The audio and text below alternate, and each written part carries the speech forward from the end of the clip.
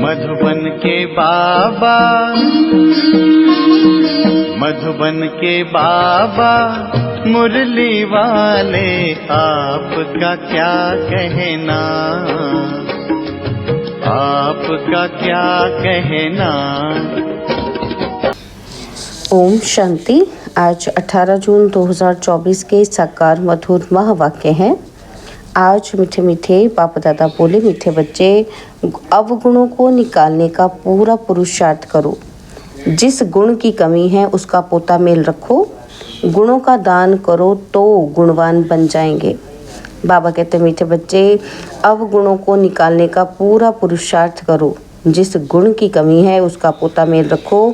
गुणों का दान करो तो गुणवान बन जाएंगे। बाबा ने आज प्रश्न पूछा कि गुणवान बनने के लिए कौन सी पहली श्रीमत मिली हुई है।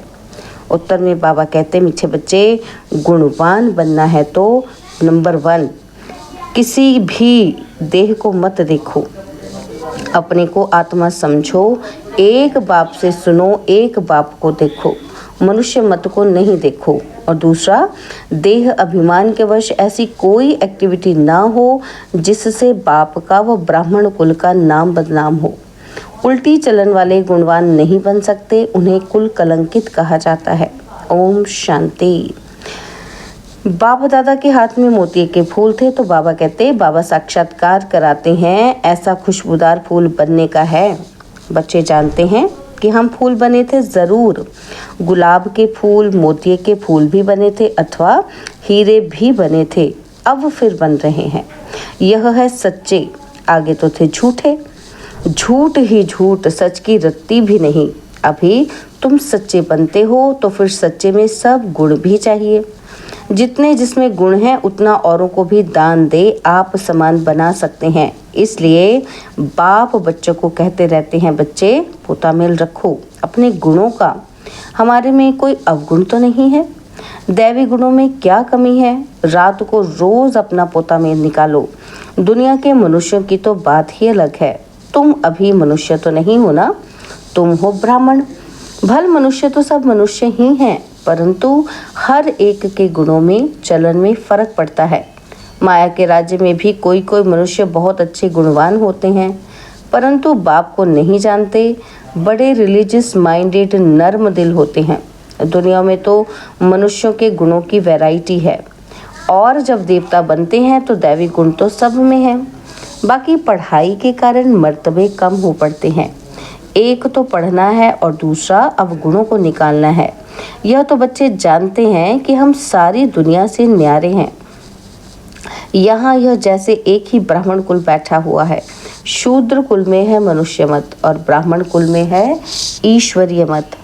पहले तुमको बाप का परिचय देना है। तुम बताते हो कि फलाना आर्ग्यू करते हैं। बाबा ने समझाया था कि लिख दो, हम ब्राह्मण अथवा बी के हैं।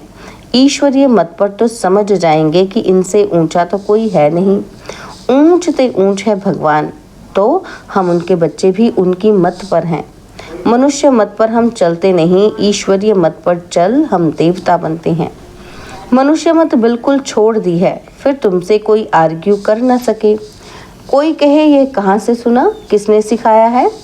तुम कहेंगे हम हैं ईश्वरीय मत पर। प्रेरणा की बात नहीं, बेहद के बाप ईश्वर से हम समझे हुए हैं। बोलो, भक्ति मार्ग के शास्त्र मत पर तो हम बहुत समय चले, अब हमको मिली है ईश्वरीय मत। तुम बच्चों को बाप की ही महिमा करनी है। पहले बुद्धि में बिठाना है कि हम ईश्वरीय मत पर हैं। मनुष्य मत पर हम चलते नहीं, सुनते नहीं। ईश्वर ने कहा है, hear no evil, see no evil. मनुष्य मत, आत्मा को देखो, शरीर को नहीं देखो। यह तो पतित शरीर है, इनको क्या देखने का है। इन आंखों से यह नहीं देखो, यह शरीर तो पतित ही है। यहाँ के शरीर तो सुधरने नहीं हैं और ही पुराने होने हैं। दिन प्रतिदिन सुधरती है आत्मा। आत्मा ही अविनाशी है, इसलिए बाप कहते हैं सी नो इविल। शरीर को भी नहीं देखना है। देह सहित देह के जो भी संबंध हैं उनको भूल जाना है। आत्मा को देखो, एक परमात्मा बाप से सुनो, इसमें ही मेहनत है। तुम फील करते हो ये बड़ी सब्जेक्ट है, जो होशियार होंगे उनको पद भी ऊंच मिलेगा। सेकंड में जीवन मुक्ति मिल सकती है, परंतु अगर पूरा पुरुषार्थ नहीं किया तो सजाएं भी बहुत खानी पड़ेंगी। तुम बच्चे अंधों की लाठी बनते हो बाप का परिचय देने के लिए। आत्मा को देखा नहीं जाता, जाना जाता है। आत्मा कितनी छोटी है। इस आकाश तत्व में देखो मनुष्य कितनी जगह लेते हैं। मनुष्य तो आते जाते रहते हैं ना, तो आत्मा कहाँ आती जाती है क्या? आत्मा की कितनी छोटी सी जगह होगी। विचार की बात है, आत्माओं का झुंड होगा। शरीर के भेंट में आत्मा कितनी छोटी है, वह कितनी थोड़ी जगह लेगी। तुमको तो रहने के लिए बहुत जगह चाहिए। अभी तुम बच्चे विशाल बुद्धि बने हो। बाप नई बातें समझाते हैं नई दुनिया के लिए, और फिर बताने वाला भी नया है। मनुष्य तो सबसे रहम मांगते रहते हैं। अपने में ताकत नहीं है जो अपने पर रहम करे। तुमको ताकत मिलती है, तुमने बाप से वर्षा लिया है, और कोई को रहम दिल नहीं कहा जाता है। मनुष्य को कभी देवता नहीं कह सकते हैं। रहम दिल एक ही बाप है जो मनुष्य को देवता बनाते हैं। इसलिए कहते हैं परमपिता परमात्मा की महिमा अपरम अपार है, उसका पारावार नहीं। अभी तुम जानते हो उनके रहम का पारावार नहीं है। बाबा जो नई दुनिया बनाते हैं उसमें सब कुछ नया होता है। मनुष्य पशु पक्षी सब सत्व प्रधान होते हैं। बाप ने समझाया है तुम ऊंच बनते हो तो तुम्हारा फर्नीचर भी ऐसा ऊंच ते ऊंच गाया हुआ है। बाप को भी कहते हैं ऊंचे ते ऊंचा, जिससे विश्व की बादशाही मिलती है। बाप साफ कहते हैं कि हम हथेली पर बहिश्त ले आता हूँ। वो लोग हथेली से केसर आदि निकालते हैं। यहाँ तो पढ़ाई की बात है। यह है सच्ची पढ़ाई। तुम समझते हो कि हम पढ़ रहे हैं, पाठशाला में आए हैं। पाठशालाएं तुम बहुत खोलो तो तुम्हारी एक्टिविटी को देखें। कोई फिर उल्टी चलन चलते हैं तो नाम बदनाम करते हैं। देह अभिमान वाले की एक्टिविटी ही अलग होगी। देखेंगे ऐसी एक्टिविटी है तो फिर जैसे सब पर कलंक लग जाता है। समझते हैं इनकी एक्टिविटी में तो कोई फ़र्क नहीं है, तो गोया बाप की निंदा कराई ना, टाइम लगता है, सारा दोष उस पर आ जाता है। मैनर्स बहुत अच्छे चाहिए। तुम्हारे कैरेक्टर्स बदलने में कितना टाइम लगता है तुम समझते हो? कोई कोई के कैरेक्टर्स बहुत अच्छे फर्स्ट क्लास होते हैं, वह दिखाई भी पड़ेंगे। बाबा एक एक बच्चे को बैठ देखते हैं कि इनमें क्या खामी है जो निकलनी चाहिए। एक एक की जांच करते हैं। खामियां तो सब में है, तो बाप सबको देखते रहते हैं, रिजल्ट देखते रहते हैं। बाप का तो बच्चों पर लव रहता है ना। जानते हैं कि इनमें ये खामी है, इस कारण यह इतना ऊंच पद पा नहीं सकेंगे। अगर खामियां नहीं निकली तो बड़ा मुश्किल है। देखने से ही मालूम पड़ जाता है। यह तो जानते हैं कि अभी टाइम पड़ा है। एक एक की जांच करते हैं। बाप की नज़र एक एक के गुणों पर पड़ेगी तो पूछेंगे तुम्हारे में कोई अवगुण तो नहीं? बाबा के आगे तो सच बता देते हैं। कोई कोई को देह अभिमान रहता है तो नहीं बताते हैं। बाप तो कहते रहते हैं आप पे ही जो करे सो देवता। कहने से करे वह मनुष्य, जो कहने से भी ना करे। तो बाबा कहते रहते हैं जो भी खामियां हैं इस जन्म की, वह बाप के आगे आप ही बताओ। बाबा तो सबको कह देते हैं कि खामियां सर्जन को बतानी चाहिए। शरीर की बीमारी नहीं, अंदर की बीमारी बतानी है। तुम्हारे पास अंदर में क्या क्या आसुरी ख्यालात आते रहते हैं, तो इस पर बाबा समझाएंगे। इस हालत में तुम इतना ऊंच पद पा नहीं सकेंगे जब तक अवगुण निकले। अवगुण बहुत निंदा कराते हैं। मनुष्यों को वहम पड़ता है कि भगवान इनको पढ़ाते हैं। भगवान तो नाम रूप से न्यारा है, सर्वव्यापी है, वे कैसे इनको पढ़ाएंगे? इनकी चलन कैसी है? यह तो बाप जानते हैं कि तुम्हारे गुण कैसे फर्स्ट क्लास होने चाहिए। अवगुण छिपा देंगे तो कोई को इतना तीर नहीं लगेगा। इसलिए जितना हो सके अपने में अवगुण जो है ना उनको निकालते जाओ। नोट करो कि हमारे में ये खामी है, तो दिल अंदर में खाएगी। खाटा पड़ता है तो दिल खाती है। व्यापारी लोग अपना खाता रोज़ निकालते हैं। आज कितना फ़ायदा हुआ, रोज़ का खाता देखते हैं। यह भी बाप कहते हैं रोज़ अपनी चाल देखो, नहीं तो अपना नुकसान कर देंगे, बाप की इज्जत गवा देंगे। गुरु की निंदा कराने वाले ठौर न पाएं। देह अभिमानी ठौर नहीं पा सकेंगे, देही अभिमानी अच्छी ठौर पाएंगे। देही अभिमानी बनने के लिए ही सब पुरुषार्थ करते हैं, दिन प्रतिदिन सुधरते जाते हैं। देह अभिमान से जो कर्तव्य होते हैं उनको काटते रहना है। देह अभिमान से पाप जरूर होता है, इसलिए देही अभिमानी बनते रहो। ये तो समझ सकते हो कि जन्मते ही राजा कोई होता नहीं, देही अभिमानी बनने में टाइम तो लगता है ना। तो यह भी तुम समझते हो। अभी हमको वापस जाना है। बाबा के पास बच्चे आते हैं, कोई 6 मास बाद आते, कोई 8 मास बाद भी आते हैं। तो बाबा देखते हैं कि इतने समय में क्या उन्नति हुई है। दिन प्रतिदिन कुछ सुधरते रहते हैं या दाल में कुछ काला है। कोई चलते चलते पढ़ाई छोड़ देते हैं। बाबा कहते हैं ये क्या, भगवान तुमको पढ़ाते हैं, भगवान भगवती बनाने, ऐसी पढ़ाई तुम छोड़ देते हो। अरे वर्ल्ड गॉडफादर पढ़ाते हैं, इसमें एब्सेंट। माया कितनी प्रबल है, फर्स्ट क्लास पढ़ाई से तुम्हारा मुख मोड़ देती है। बहुत है जो चलते रहते हैं फिर पढ़ाई को लात मार देते हैं।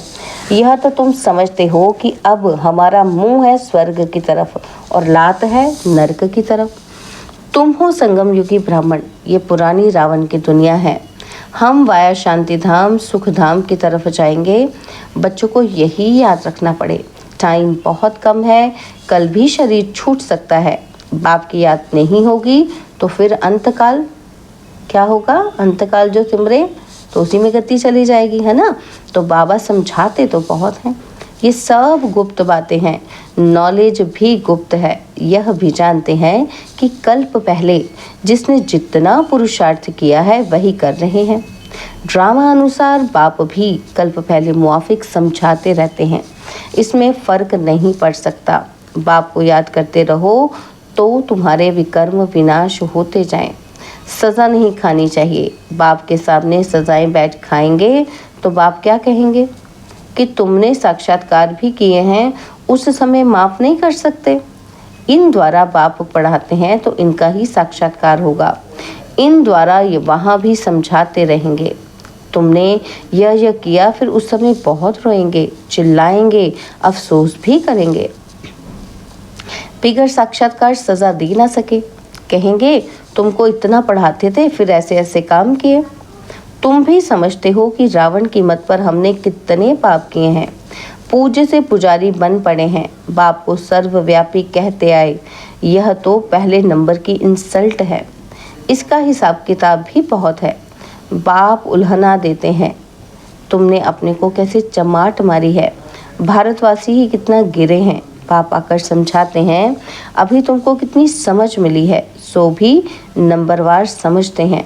ड्रामा अनुसार आगे भी ऐसे ही इस समय तक के क्लास की ये रिजल्ट थी। बाप बताएंगे तो सही ना। तो बच्चे अपनी उन्नति करते रहें। माया ऐसी है जो देही अभिमानी रहने नहीं देती है, यही बड़ी सब्जेक्ट है। अपने को आत्मा समझ बाप को याद करो तो पाप भस्म हो जाएं। अच्छा, मीठे मीठे सिकिलदे बच्चों प्रति माता पिता बाप दादा का याद प्यार और गुड मॉर्निंग। रूहानी बाप की रूहानी बच्चों को नमस्ते। हम रूहानी बच्चों की रूहानी बाप दादाजी को दिलवा जान सिकवा प्रेम से नमस्ते। ओम शांति। प्यारे बाबा, मीठे बाबा, मेरे बाबा, शुक्रिया बाबा, शुक्रिया बाबा, शुक्रिया। धारणा के लिए मुख्य सार है, पहला पॉइंट है, देह अभिमान में आने से पाप जरूर होते हैं और देह अभिमानी को ठोर नहीं मिल सकती, इसलिए देही अभिमानी बनने का पूरा पुरुषार्थ करना है। कोई भी कर्म बाप की निंदा कराने वाला ना हो। और सेकंड पॉइंट है, अंदर की बीमारियां बाप को सच सच बतानी है, अवगुण छिपाने नहीं है। अपनी जांच करनी है कि मेरे में क्या क्या अवगुण हैं। पढ़ाई से स्वयं को गुणवान बनाना है। बाबा ने आज वरदान दिया कि हद की रॉयल इच्छाओं से मुक्त रह सेवा करने वाले निस्वार्थ सेवाधारी भव। हद की रॉयल इच्छाओं से मुक्त रह सेवा करने वाले निस्वार्थ सेवाधारी भव। जैसे ब्रह्मा बाप ने कर्म के बंधन से मुक्त न्यारे बनने का सबूत दिया, सिवाय सेवा के स्नेह के और कोई बंधन नहीं। सेवा में जो हद की रॉयल इच्छाएं होती हैं वह भी हिसाब किताब के बंधन में बांधती हैं। सच्चे सेवाधारी इस हिसाब किताब से भी मुक्त रहते हैं। जैसे देह का बंधन तो देह के संबंध का बंधन है, ऐसे सेवा में, है ना, तो जैसे देह का बंधन क्या है, देह के संबंध का बंधन है, ऐसे ही सेवा में स्वार्थ ये भी बंधन है। इस बंधन से वो रॉयल हिसाब किताब से भी मुक्त निस्वार्थ सेवाधारी बनो। स्लोगन है, वायदों को फाइल में नहीं रखो, फाइनल बनकर दिखाओ। वायदों को फाइल में नहीं रखो, फाइनल बन के दिखाओ। ओम शांति। और अब यह एक बहुत अच्छी वीडियो भी जरूर देखें।